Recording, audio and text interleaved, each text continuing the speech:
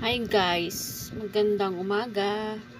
Nandito pa ako sa loob ng bahay namin ngayon. Pupunta ako dun sa taas sa bahay ng amo ko kasi